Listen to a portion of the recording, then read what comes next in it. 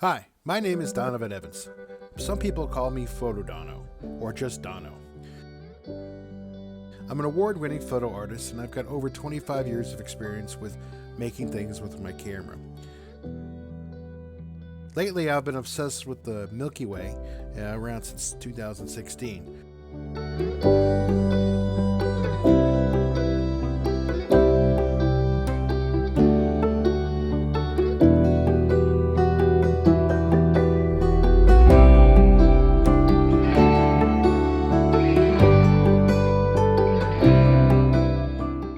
The self-assignment photo challenge is basically, its primary goal is to inspire you to take more photos with subjects that might be outside your comfort zone. Now, you kind of might be thinking with words like assignment and challenge, they might be intimidating, but it's not. Don't panic. By exploring these new techniques and equipment choices, you'll increase your photography skills.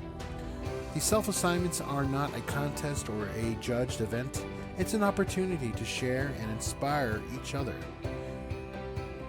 We'll be meeting online to go over the images in a round-robin discussion about the inspiration of the photo. We'll talk about the composition, the equipment, and everything else.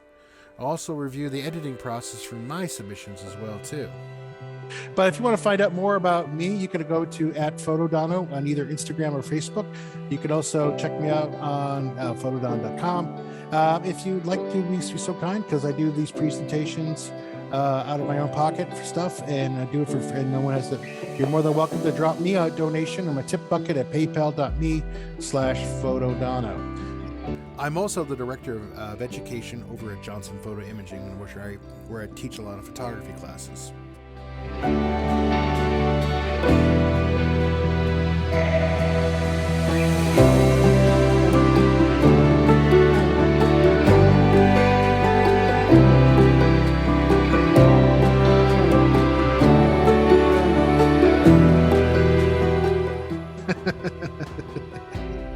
Sorry. Anyway, so just for you, anybody who's interested in learning more about autofocus, it's going to be in store with Sony's specialist and instructor Ranieri. He'll be here in Bradenton, Florida, talking about dealing with autofocus, particularly dealing with the Sony A4 and the A1. So A7 IV and the A1. So if you guys are interested in doing that, as I said, we're going to do the low light group on the 19th. And then after that, Ranieri is going to be here in store as well, July 27th. And he's going to talk about his trip to Iceland with some of the Aurora Borealis, which I'm looking forward to.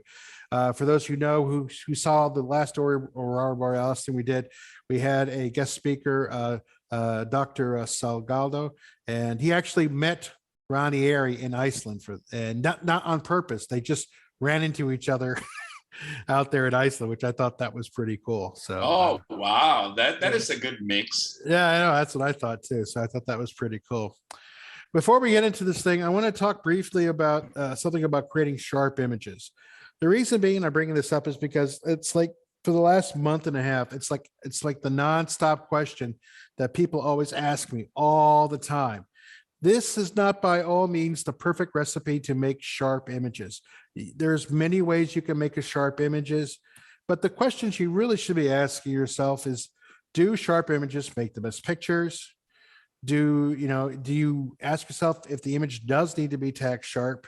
You need to also ask yourself if it's sharp for the sake of sharpness. It's kind of like, for me, it's kind of like, if you saw something really pretty and you ate it and you realize it didn't taste that good to begin with, it's kind of like that. Just because an image is tacked sharp doesn't always make it a good picture. It's like a bad exposure doesn't mean it's a bad picture, or a good exposure doesn't mean it's a good picture. These are just things, there's like my humble opinions about stuff. Just because it's sharp or slightly sharp or not as sharp, it doesn't mean it's always the best thing out there. It all depends upon what you're trying to do and how you're trying to make it and stuff like that. So for things that if you're trying to do, one of the things I always find a lot of people when they're complaining about sharpness is that they're dealing with their lack of understanding of dealing with shutter speeds. The faster the shutter speed, the sharper the picture is going to be generally. A guiding rule of thumb is setting your shutter to double or triple what your focal length is. If you're shooting at 100 millimeters, you should be shooting at 200 to 300th of a second, just because it just helps out well with that. Oh, did I misspell shutter speed? Somebody was telling me I said shutter speed. I probably did. Sorry about that. So again, people always ask me to review the sharpness of their photos. Again, one of the usually the cause for unsharpness is either shutter related or depth of field related. So again, something like in this particular picture, I'm focusing on the stick here in the picture of the barred owl, but unfortunately the barred owl is outside the depth of field, which isn't too horrible, but again, it's not tack sharp. So if again, it depends on how you feel about it, what you want to do about it, things like that. It's just one of those things that if you're trying to get the best pictures, you really want to pay attention to your depth of field and your shutter speed. Again, a good depth of field picture is kind of relative because it's an aesthetic point of view. But if you're trying to get the sharpest picture, try to make sure your depth of field is wide enough. That's also controlled by the aperture in your lens. And by getting an aperture that's wide enough, meaning a high f-stop number, you can get a fairly wide depth of field because of that. Another thing to help you out dealing with the shutter speed is dealing with the focal length. Again, as I mentioned before, giving one or double over the focal length, that's a great way to help out. Keep in mind, you just round to the nearest second or half second or whatever second is a fraction of a second it's supposed to be to what it is. So if your focal length is 150 millimeters, choose a shutter speed of 1/60th. Again, this is just a sliding guide for that type of stuff. One of my photography teachers used to tell me all the time, try to shoot things like double up if it's faster. So if it's everyday motion, you're shooting at 1/50th of a second. If you're doing a person walking, double it up. Kids sports or some things like that, you double it up. Adult sports, double up. Wildlife, double up. If you keep doing that, you get a little bit better. So for instance, I shot this one at 2,000ths of a second, but you could see that literally didn't stop all the motion in the picture. You can see there's motion blur on the bird's feet in this particular picture. So again, it all depends upon what you're shooting and how fast everything is moving. Key thing with any kind of action stuff, of course, is that limbs move faster than torsos or heads or bodies. So again, try to anticipate where your action is going to be, and that will also help out with getting much more sharper pictures because of that. The other thing, team, is pay attention to your focus plane. Awareness of the focus plane is essential, especially in group photos. Make sure they're parallel to the camera. When you try to rack and stack your group of people, it gets kind of off. The depth of field is going to be off a little bit. So focus on the people closest to the camera first, and then try to line up everybody along that same line if you can. Again, there's a lot of things out there these days. This is from the Nikon Z9 where they can actually track the person as they're going through the thing. And you're always almost not guaranteed, but certainly more reliable to get better, sharper pictures as a result of it. It's a lot of fun. A lot of cameras have this in there as well. You've got the R5, the R6, the Olympus series, the EM1 series, the O1 series, the EM5 series. If you're shooting Nikon, it'll be the Z6 and Z7. Of course, the Z9, as you see here. Sony, of course, has got all that stuff in their A7 series as well, too. It's pretty cool stuff. If you guys get a chance to check it out, it's certainly well worth it on that. Yeah, and Larry is also talking about the DOF simulator.net /en/. This link is really cool. I've used this link before in my classes where you can actually try to see where the sharpness is going to fall in your particular picture. So it's a good link to try out. You'll see that in the chat. Definitely click on that and see if you can take a look at that or copy it down or copy paste it to your browser. Actually, tools like PhotoBills will also tell you and try to give you an idea right how deep the depth of field is going to be with whatever lens and camera combination you have. Mm-hmm. Yeah, like exactly. There's lots of tools out there to help you try to pre-visualize the picture, so that way you're not caught out there blind and over there. There's another technique that us old timers like to refer to as focus and recomposing technique. It's a technique that's easy to learn, but it's not necessarily the quickest way to do it.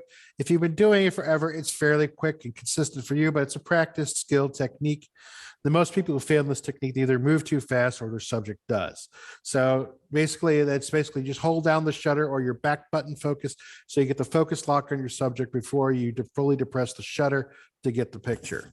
So again, it's a fairly easy technique to make sure your subject is focused for that as well too. You know, they also not understanding how your focus system works is also kind of how your autofocus system works. So if you're using Canon or something like that, or Sony or anybody else, they usually have 3 or maybe 5 different focusing systems to kind of play around with. So again, just pay attention to which focus mode you're using, and you'll get a bit of better results from it. Again, they all vary depending upon the manufacturer. Then you just have to kind of learn where they put these things. The most common modes are like the AFS, which is autofocus signal. This is the one I preferred the most. It gives me a much more control over my focusing system. Of course, there's always manual focus, which gives you the most amount of control, but AFS is great for things that doesn't move that fast. If I'm shooting things in action or birds in flight, then I'm always using continuous focus on that thing. That's usually is listed as AFC or in servo for Canon and a few other manufacturers. So AFS or the single is basically dealing with just one object. This will actually track the object or sometimes several objects depending upon on the system.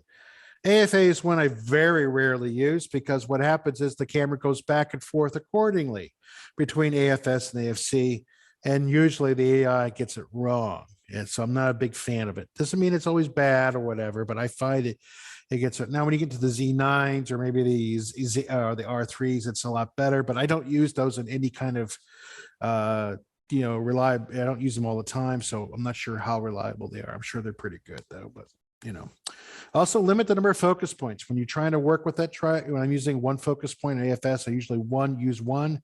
I don't try to use all the focus points. It's when I'm using tracking that I might turn on more focus points for that. There's strong haze. Haze can confuse your autofocus system. Doesn't matter if it's mirrorless or DSLR, haze will always affect your focus no matter what. Another way, there's no way to get rid of haze because you're dealing through atmosphere. Low light. And for those of us in the low light group, you know that basically when you have low light, the focusing system not only doesn't work very well, but it's very hard to get sharp images because you need more light to get sharper images. So again, having more light and a faster shutter speed will certainly help out. Dirty lenses, of course, are very bad. This is a very bad dirty lens that I was using. So you can see in the picture, it's fairly horrible. Again, misfocus. No matter what you do, no matter what approach you use, you're always going to have some misfocus shots. So again, the workaround is to shoot more than one photo on the subject. Now, if you're using DSLR still, most of these manufacturers have what they call micro fine adjustments in their system, where you go into the menu and you can adjust your focusing for calibration. On mirrorless cameras, the only lenses that need any calibrations are those that are using lens adapters. Usually you don't have to worry about this type of stuff. There are a variety of different services that do this. It's usually a software, not a teardown issue if you need to do it. Sigma and Tamron allow you to fix any kind of focusing issues and with either their F or EF lenses. That's for Nikon and for Canon. If you have a Sony piece of glass, you can basically, you don't have to worry about it as much. You just, if you really need to pay attention to it, just do the update through the camera and you'll be pretty much set. At least with the newer lenses anyway. All right. One of the things that people always are complaining about, of course, if it misses the focus, there are plenty of tools out there to help sharpen your image. AI Topaz or Topaz Sharpen AI is a great tool to help turn a missed focus into a slightly sharper picture. Keep in mind, though, it's never going to look the best, but it'll certainly look heads and tails better than it did before. So again, if you're playing around with some of this stuff and you feel like some of your pictures could benefit from some of the stuff, it's usually a good way to do it. I think Topaz is about $80 if you want to get something similar. I think you can buy the whole package for $200. Really got a variety of different programs out there as far as that goes. All right. Any questions about any of that stuff before I break into this? No, not for me. Okay.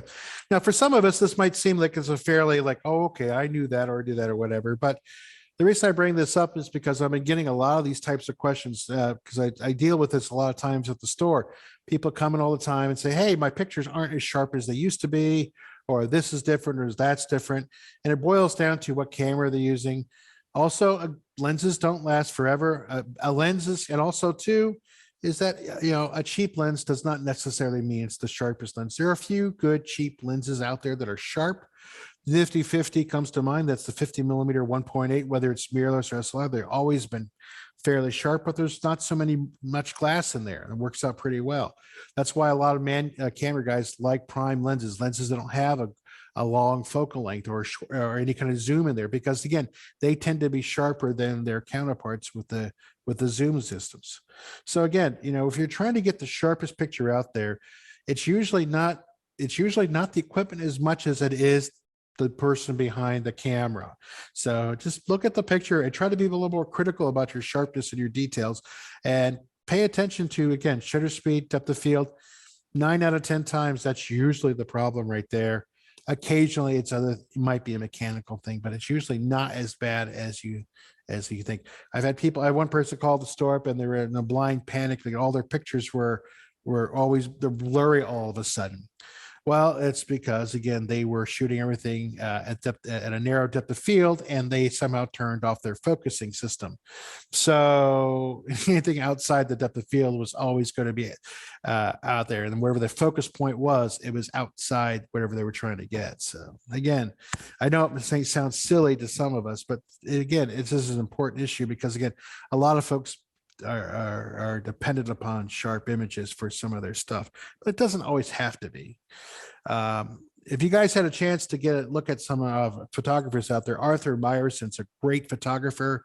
I call him the king of the soft image, because if you ever take a look at his work, it's an amazing stuff. He's a current photographer, he's modern, and he shoots these incredibly artistic, soft rendered images. And if you guys get a chance to check it out, it's really, really, really cool stuff. All right, that's cool. Let's get into this and see what we got around here. Now, I know Larry drops a picture. Glenn, do you have any pictures you want to share tonight, or no? How about you guys? Corey? I wasn't able. That's fine. Kendall or Corey, do you have anything you'd like to share tonight? I do not at this time. Oh, there's Nancy. Anything for you, Nancy? No. Okay. All right. So I guess I know Larry did. So I guess it'll be me and Mr. Larry tonight. So that's fine. All right. So I'm going to start off with me. Then we'll jump into Larry, because I know Larry's in a spot where he may not be able to get as much noise control over there. So for me, when I'm thinking of the summer heat, of course, there's the sun, but I'm always looking for ways to incorporate a sunbeam or something into that particular picture. I like to shoot up in the canopies because, again, for me, the canopy is much more interesting than what I see on the ground all the time. And I did crop this into a square. I deliberately did it like that because I didn't care for this big old tree that was very dark on the side. I really liked this area right there, like the lines that was growing out from it. I'm always looking at the canopy, and regardless of whatever lens I'm using, and I was using the 12-40 lens for this particular one, I like doing that. And I do typically shoot with a large aperture or a small f-stop number, just to give me that little bit of breathing room when it comes to dealing with depth of field, because that way it gives the picture a little bit of depth. So if I'm focusing over there, or if I'm focusing over here, there's a little bit of breathing room. But of course, distance matters. So this is a little bit further away, so the depth of field is a little bit wider than it would be on that. Again, shooting with a faster shutter speed, again, there's a little bit sharper image, lower ISO also helps out as well too. Things like that. I typically use the Olympus system. So the Olympus system, it gives me that a little bit lighter system. So I like that a lot. This was about 3 o'clock in the afternoon when I shot this. So the sun's getting kind of low in the sky a little bit, not much, but a little bit lower as well. So again, it really helps out as well too. Another thing that I like to do, and again, you guys are always welcome to make comments on what you see here too. So if I go too fast, I can always go back. So on things like this, I like black and whites because black and whites give you a much more unique perspective on certain things, especially in landscapes. This one was shot, of course, you can see it f8.0, 320th at 200 and stuff like that. I did throw a little bit of a framing device around because I thought it tied it in nicely. Again, I'm using one of my more favorite lenses, the 12-40 2.8. Again, the Olympus Micro Four Thirds. This is around 10:48 in the morning. This is in Falling Waters, West Virginia. So if you guys get a chance, if you're near Harper's Ferry, or if you're near the Potomac around there, it's a really unique place to kind of go. It's really small, out of the way. You'll miss it if you drive by it. It's on some Google Maps, but again, it's a really cool. And you can go down there, you can see a small little waterfall. It makes it kind of easy. It's not easy to get down to. It's a bit of a steep climb, and you're surrounded by private property, so you kind of have to wiggle your way down there. But it's an historical place where they had fought part of the Battle of Gettysburg. This is one of the many battles that they fought during that particular point during the Civil War, and this is one of the spots where they did it. And apparently, there was no suitable outcome at this particular site for anybody on either side, but it's a really cool spot to visit. I've been there several times with my son and and I brought my mother this time when I went out there to go do it. Another picture that I like doing is, of course, like sunsets and sunrises and stuff like that. This is a sunset photo around 8:11 in the afternoon, in the evening, for this particular one. And this one, again, was a little bit longer telephoto. That's why you got a lot of compression in there. Compression, when you don't know, is when you bring your background closer to your foreground and you try to make it slightly give it more importance. So that's what I'm doing through there. I did do a little bit of editing in here to try to even out the tonal ranges so the clouds get more definition in there. This was shot at 1000, of course, 132 of the second of 16, but the image is fairly sharp all the way through. But if you look at it real closely, online or whatever, you can see that the images themselves are not exactly tack sharp. That's okay with me. I'm not too excited about that. I shot this, I think, at 40 millimeters. I can't see what it is. Yeah, this was at 40 millimeters for this one. Let's see, and I think this is my last one right here. Yeah. So this one, again, this is actually a very cropped version of this particular picture. I shot this with the 75-3 and a 300 millimeters. And I'm always tickled pink by this lens because it's always a little bit sharper than you would think for some of that. You could see that since I'm not quite flat on the plane of the sunflower, that part of the sunflower, so I'm at an angle, that part of that sunflower is slightly out of focus. But the important part, which for me is the honeybee right there, is really cool. I like that a lot. Not too much pollen on it, but you can see it fairly well. And I'm kind of going back and forth with this one. If anybody's interested, I can show you the black and white one that I did. But I've settled on this one, the color one, because I really like the way the light is reflecting off the wings. Your eyes really drawn to the bee because of that. I like that a lot. Since this is a variable aperture, I can't go shoot really low. But again, I'm really close to the bee. I'm about 3 feet away from this flower, and the flower is probably about as big as my head on the screen. And I zoomed up on it and I filled it up a little bit more. And then what happened is I just cropped into it even more so the head was so it was really much tighter than what it is right there. But I'm still pretty happy with the results of it, and it came out pretty cool. So whenever I'm trying to do stuff like this, I'm trying to basically find different ways to hopefully work on this thing. So some of the pictures may not be you may not, oh, I've done that before. I've shot bees and flowers and stuff like that. But the idea of we're doing the self assignments is just to kind of try to get you out there shooting and try something a little bit different. And I haven't really used this lens to shoot macro or close up a lot. So again, this is one of the things that I was trying to do with this particular lens, versus some of the other stuff, which I shoot a lot with my 12-40, and I can get fairly close with that. But the idea is I was really trying to push this lens to its limits and see what it was going to come up with, or see what I can get with it. I mean, as far as that goes. All right. Any questions about any of that stuff? No? All right. We're going to get out of this and I'm going to jump on to the online.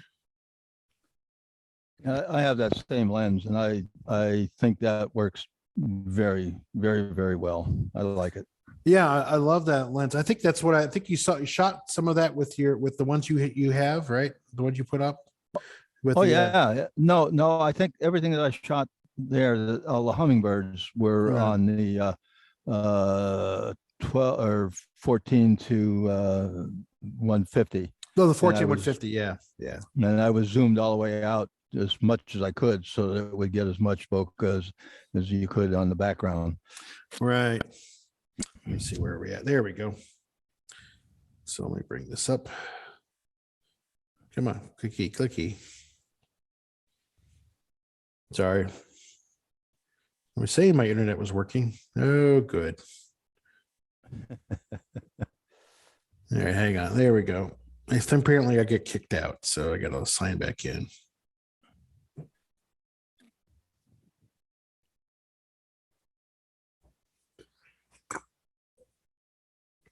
And of course, it's like watching the pot boil. So anybody have any questions about any of the stuff that I've talked about at all? Anything like that? Or is this all like old news to you guys or anything like that? Keep in mind, whatever topics you guys want to talk about next time, I'll be glad to, whatever. Or if you want to take lead on the next one, I'll be more than glad to pass the baton, as it were. I've got no problems with that. The idea behind these things is try to get everybody kind of excited about photography and hopefully trying some new stuff as far as that goes. All right, I got it back up. Give me a second and I'll get you in there. All right, cool beads. So this is again from Larry.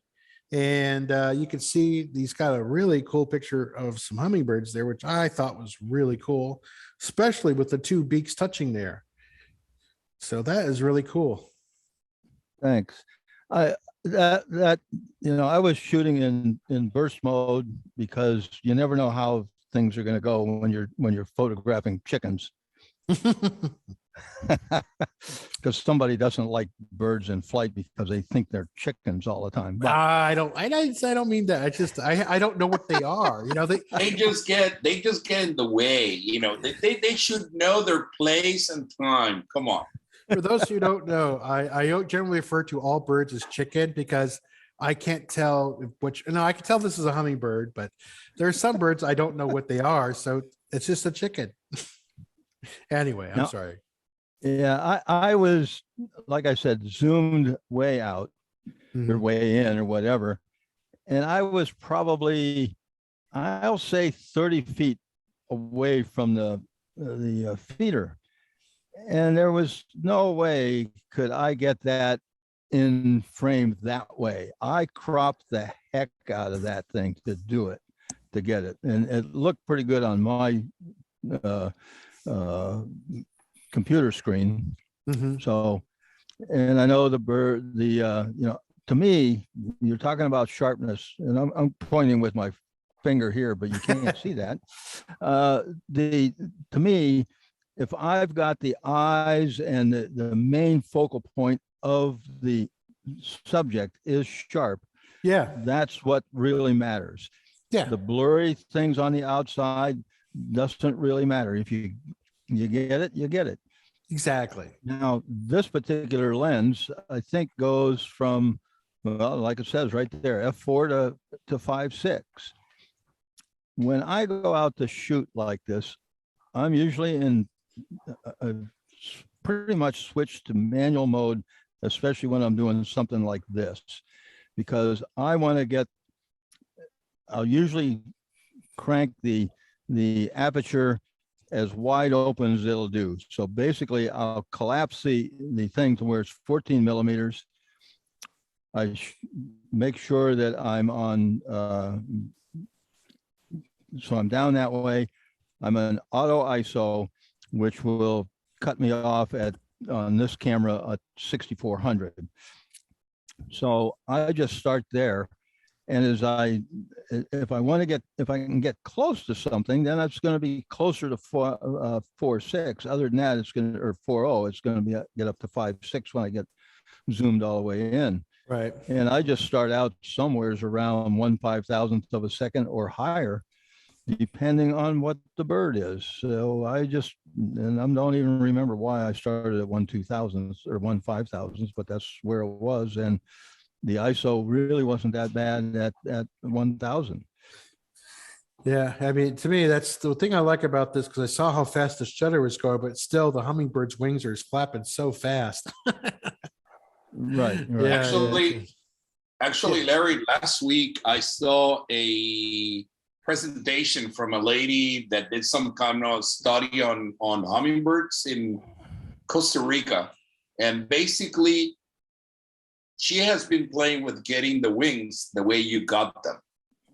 She shows some examples, which means your Olympus is fantastic because in a sense, if you do it, like shooting with electronic shutter with Canon and Nikon and so on, sometimes the wings on the hummingbirds will be pixelated because the camera cannot keep up on shooting plus processing reading the whole sensor. Because remember, mirrorless cameras and DSLR reads line by line the sensor. There is no camera on the market right now that reads the whole sensor in one take. So she was talking that, the problem has had to get the feeling of movement that you have in this picture with the wings with a mirrorless camera. She defaults to, I believe she mentioned an older Nikon that is a DSLR because the curtain will go through and then will give a chance for the sensor to be read completely. Cool. All right. Let's go to the next one here. Let's see. Here we go. Cool beans. Again, I loved all the green right behind it. I know you said you did a major crop on it and stuff like that, but again, I really like the fact that you got the wingspan, everything else, and that's really nice. I like that a lot. I really like the next one, but we can talk about this one first a little bit more. Yeah, I use Topaz denoise. I might have even used sharpen on it. I don't remember. Right. And to get it in there. And I know I was going to point to my screen again with my finger, but that doesn't work. You see it's a little soft on the left edge on that one. Right. But that's, to me, that was all.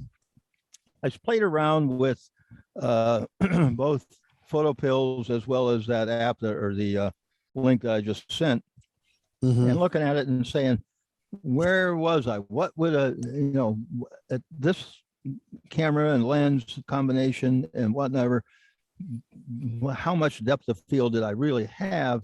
Right. And I didn't measure it off. I just looked at it and I said, that's probably the right thing there. I probably was pretty close. Now this was a little bit softer on the eyes, so I might not have got the focus quite 100%, but right. I was pretty satisfied with it. Yeah. Now the next one, again, I love this one. This one again, I think you really did I think you nailed it on this one, especially with the hummingbird. Again, I know that you can never stop everything with them but you did a really great job. I think it's pretty sharp right there. And again, I just love the composition. It works out really, really well for this particular one. It's a fantastic image. Yeah. Thank you. Yeah, and that seems to be the one that people like. So I might even have that one printed on aluminum when I get to a stationary place.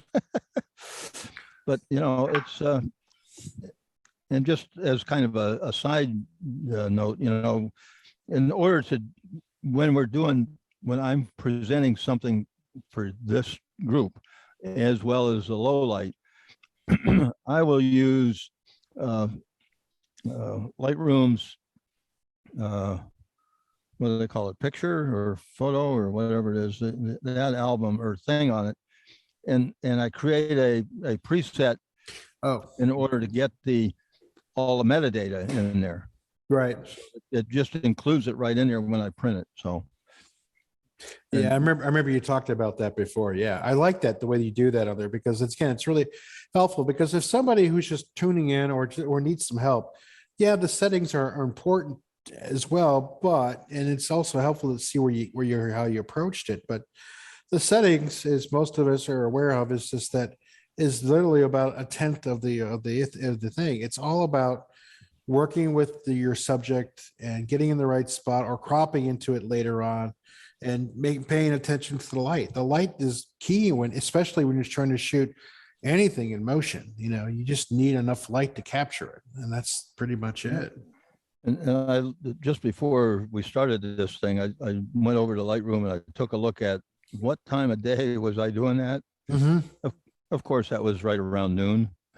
Yeah, exactly. But you know, it's nice because the light's even almost all the way across on her or him or whatever. And Yeah. and I love the coloring on the wings. You got some nice representation in there. That's great. Yeah, and to get these kinds of things, there's a lot of people look at, oh, that was great timing. Well, it's a matter of picking the right Yes. frame. Especially with hummingbirds, because I've tried to photograph hummingbirds before and not as successfully as you did here. But it's a bit of a practice. It's like it's you have to, if you got a hummingbird feeder at your property or anywhere that you can, in trying to shoot action of hummingbirds, it's not as easy, because the damn things keep moving, So. Oh yeah, and it's to me that's one of the challenging things is because everything is changing, and you have to be at the right place, the right time, and have decent equipment that you can do it with. There, you got to be able to get your shutter speed up, and Right. to me, when I've talked to my group in Florida, because we have a little camera group in the RV park that we're at, is like the first thing is is getting the shutter speed high enough to do the right thing. Don't worry about the noise. You can take care of that later. You got to get that and the composition. All the other things are just nice, and support it. But those two things aren't there. It's not a picture. Yeah, exactly. All right. Any questions for Larry for any of these things before we kick off on this one? No. All right. All right. I'm gonna click stop share here. All righty, cool beans. Well, thank you very much, Larry. I'm glad thank you. I hope you guys got some interesting hits on this type of stuff. As I mentioned before, like one of the things, again, you don't always have to have the sharpest image in the world. In fact, let me pull this up real quickly here if I can find it. I'm gonna show you this stuff real cool. At least I like his stuff anyway. If I can remember how to spell his name. Here we go.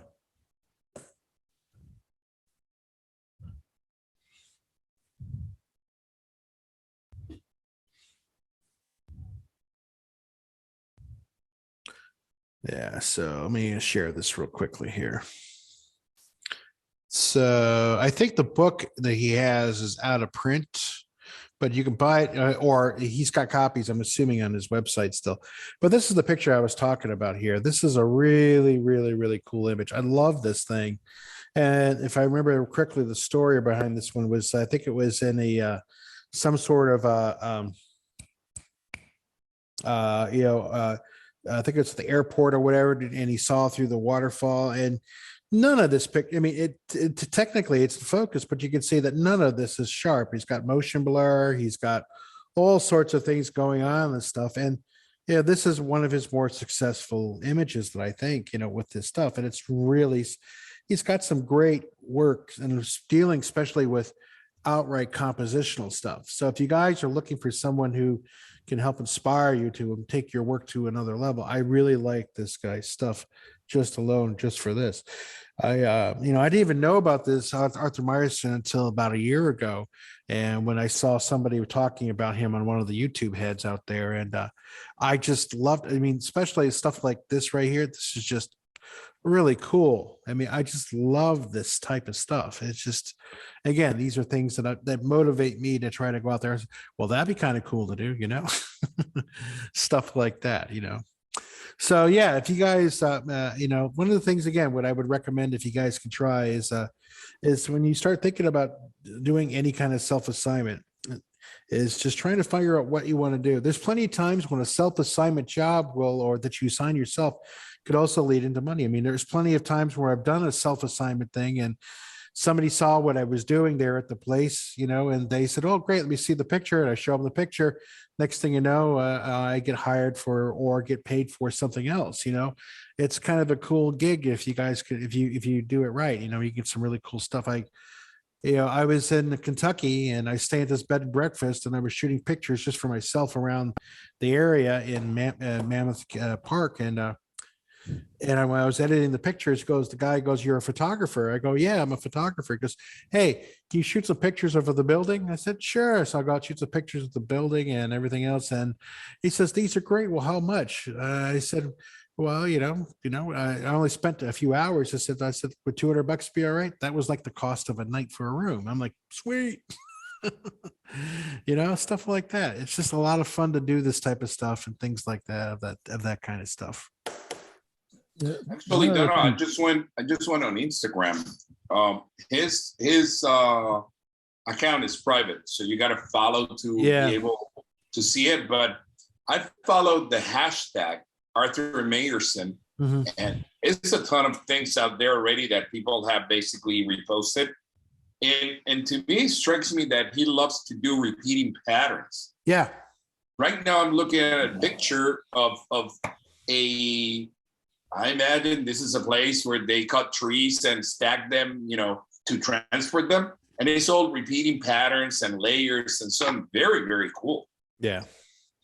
Yeah. He's, like I said, he's a very interesting photographer, and he does some really interesting work. And whether or not you like everything he does doesn't matter. But the idea is, at least you can, hopefully you get some inspiration when you go out and try to do something out there, so things like that. This is Nan. I shoot night all the time, but I'm in Florida for the summer. I can't get out. I've got some doctor's appointments that's kind of like keeping me tagged to Florida this summer. But anyhow, mushrooms are starting to grow, and I always had this fan of mushrooms.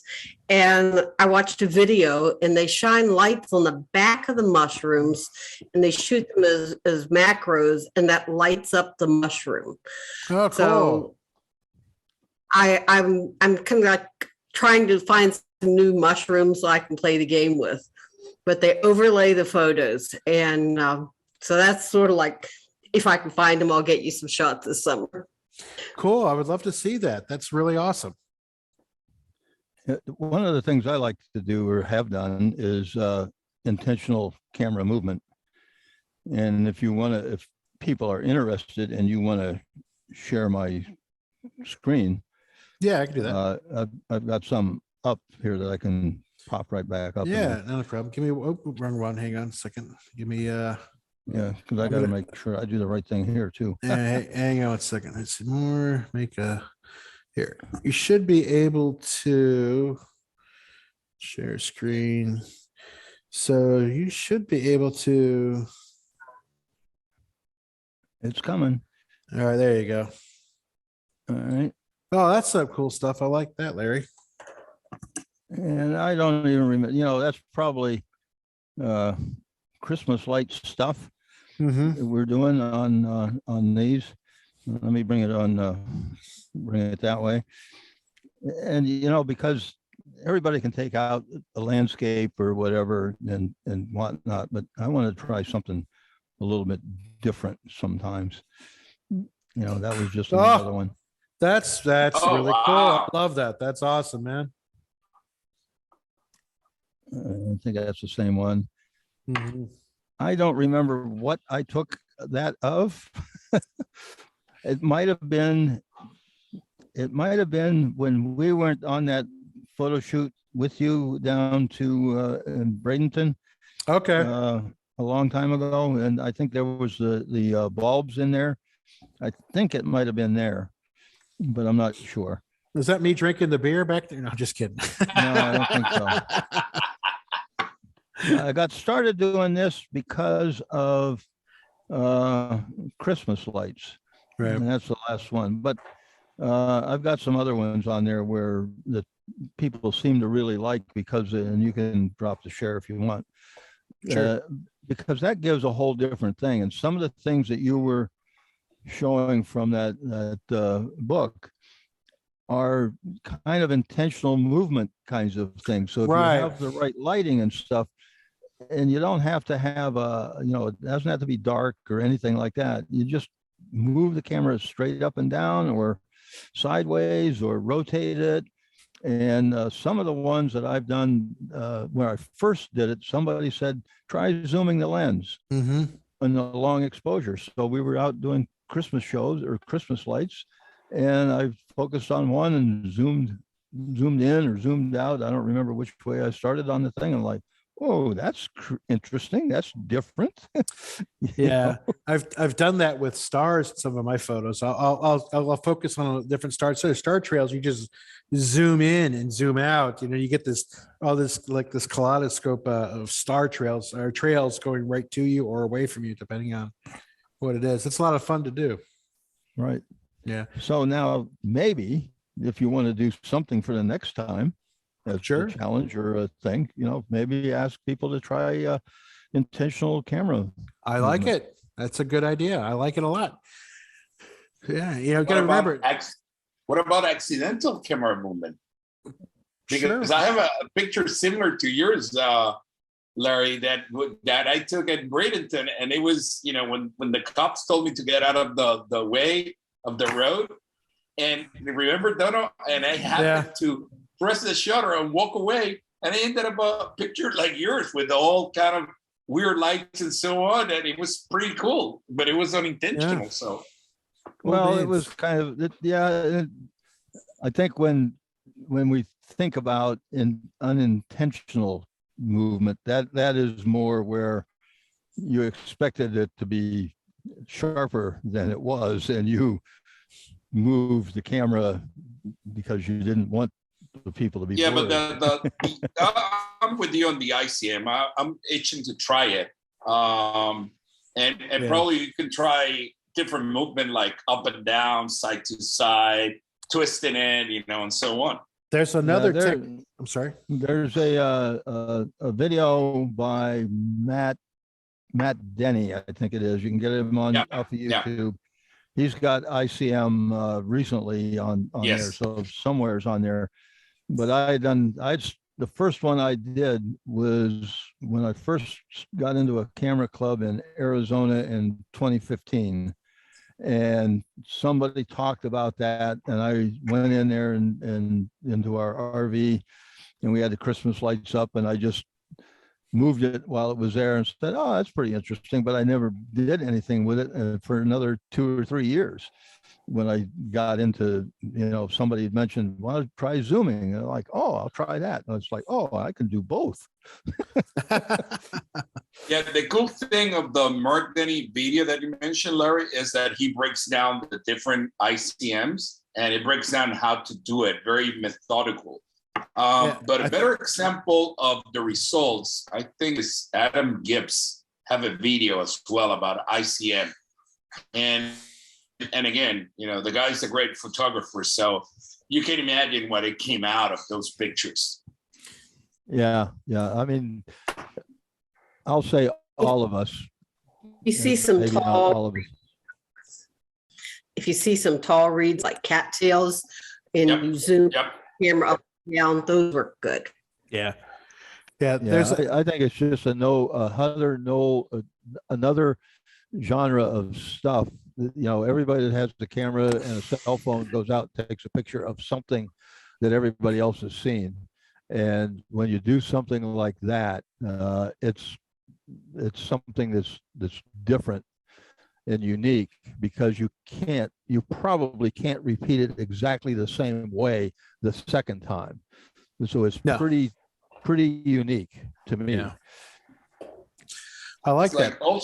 also there was another thing we can try further down the road is composites.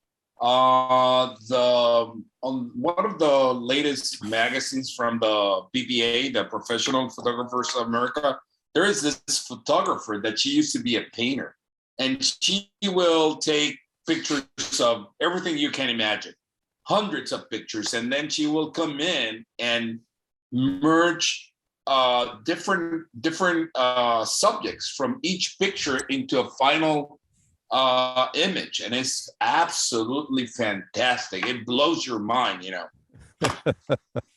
Cool. I'm chuckling about that because since we're in Kentucky, a few weeks ago we were down, or a few days ago actually, we were down in the land between the lakes and near Paducah, and Paducah is where the quilt museum is. And I'm walking through, and my wife and taking some pictures, and I'm trying to do things so I can create a panoramic of the wall and whatnot like that. And I'm looking at things, and it's like, maybe I should take some time and take a bunch of pictures that are related to maybe Vermont or this or that, and arrange them as a quilt, is a photograph, in probably using Photoshop or something like that. I haven't gone any further with that than I thought about it 2 weeks ago, saying, gee, that would be pretty neat or different. Yeah. There's another thing too I wanted to mention real quickly with intentional camera movement. Part of that thing is also too, it's where you can shoot without basically you shoot manual, and of course you detach the lens a little bit from the camera. Now, the trade-off, of course, is you're going to be allowing some contaminants in there if you're in a dusty environment, let's say. But what that does introduce into there, of course, is light leaks. Back in the good old days of film, you used to have things called light leaks in your camera, or unintentional, unintentional mistakes. They did this to a really great effect about maybe 6 or 7 years ago on Saturday Night Live, when they were doing what they call bumpers, the stuff that gets you in and out of commercials. They would shoot their the actors or whatever in between, or the bumper into the next, and they would have all these flares, but they didn't do it digitally. They all did it in camera. And the way they did that is they basically would hold the lens just a little bit away from the camera and shoot the picture. And again, it's one of those things. It's never going to be, you can't repeat it. And I've tried it before. It can be frustrating, but it can be a lot of fun too, if you don't mind doing a little maybe dusting sometimes on the sensor. By the way, Dono, you just showed how old you are right now. Because using the word bumpers on TV is from old school. Right. Now they call them bridges. Oh, bridges now? Is that what they're called? That's right. But I learned that they were bumpers as well. So that's how I always called them, was bumpers. I didn't realize Me they changed. I didn't know they changed the lingo. Oh, I know. Neither do I, until somebody looked at me and said, "Sir, you're really old, right? We don't call it that anymore." I go, "What do you mean?" "No, those are bridges." Yeah. Watch when you talk about old people. Disrespectful, youthful. If you're a big kid and you have lots of toys like saber sticks and Star Wars with kids, anyhow, on those sticks, a lot of times they have LED lights and they're different colors, and you can take that and in darkness move that about and get different light streaks. Yeah, it's a lot of fun. And where we're at in Florida, we played disc golf, and somebody mentioned about doing it at night. So I made arrangements, and one of the guys had maybe a half a dozen or so of lighted discs that you could throw them. So I used the Olympus and basically did live composite as they threw their discs, each one after another, and put that all together as a thing. It wasn't intentional movement, camera light movement, but It was a different thing. It almost looked like one of the pictures that looked like spaghetti that I had up earlier. That's cool.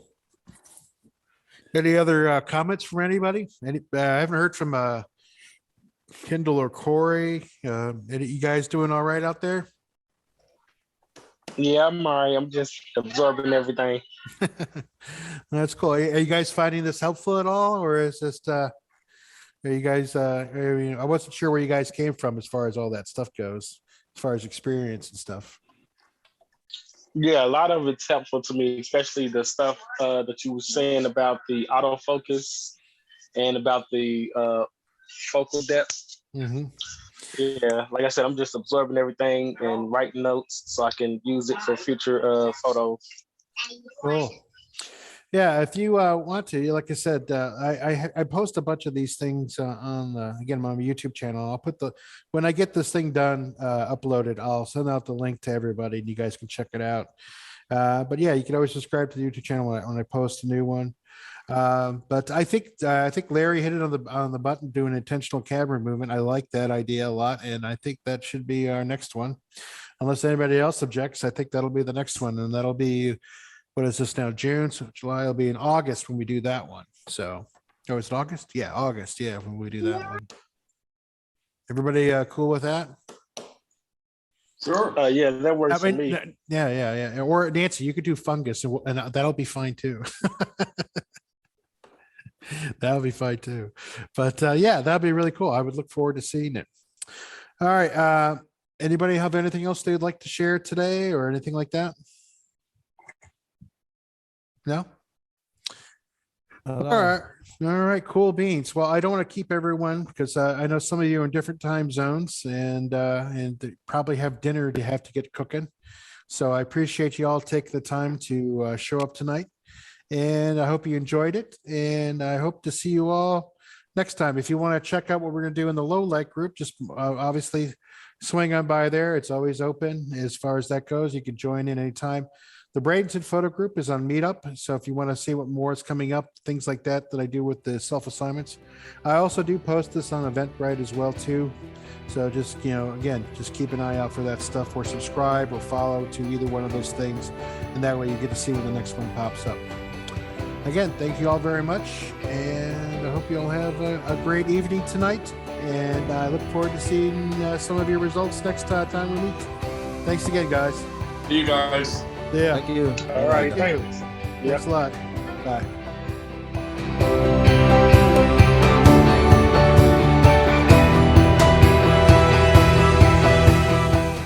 As always, I look forward to seeing everybody's results. Be safe, be well, and I hope you all take some really pretty pictures.